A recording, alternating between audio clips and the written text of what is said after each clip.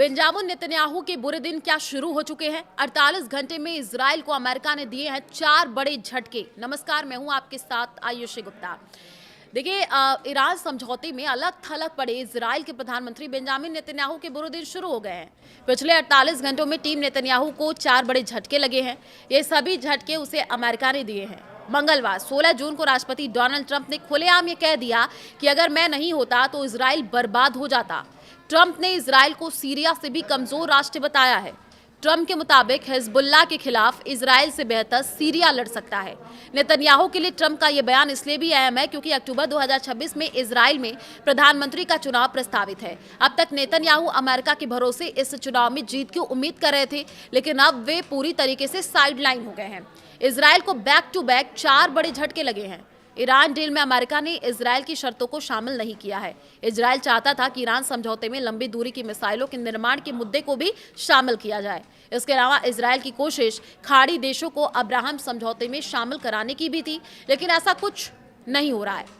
Israel ने America से deal को लेकर के जिस एमओयू पर साइन होने है उसकी एक कॉपी मांगी थी। अमेरिका ने इजराइल को देने से इनकार कर दिया। इतना ही नहीं, पेरिस में ट्रंप ने यहां तक कह दिया कि इजराइल हिजबुल्लाह के खिलाफ नहीं लड़ सकता है। अमेरिकी मीडिया CNN ने मंगलवार 16 जून को एक रिपोर्ट की है। इसके मुताबिक इजराइल के प्रधानमंत्री बेंजामिन नेतन्याहू राष्ट्रपति डोनाल्ड ट्रंप से मिलना चाहते हैं, लेकिन व्हाइट हाउस ने अभी उन्हें मिलने का वक्त नहीं दिया है। डील के बाद उन्हें मिलने का वक्त दिया जा सकता है। हार्तेज के मुताबिक इजराइल के रक्षा मंत्री बेन ग्विर को अमेरिका ने वीजा देने से इनकार कर दिया है। ग्विर अमेरिका के मियामी जाना जाता है, लेकिन उन्हें आसानी से स्पेशल वीजा नहीं दिया गया। इसे इजराइल के लिए बड़ा झटका माना जा रहा है। अमेरिका ने नेतन्याहू को अकेले क्यों छोड़ा, सवाल ये है।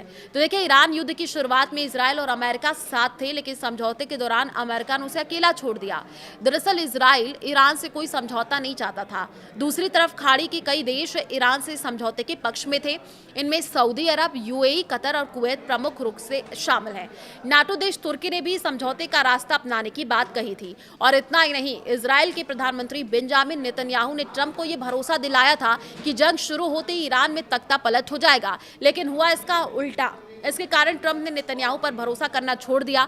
अमेरिका के शीर्ष वार्ताकार और उपराष्ट्रपति JD वेंस भी इजराइल के विरोध में है। नेतन्याहू के अलग थलग पड़ने का ये भी एक मुख्य कारण है।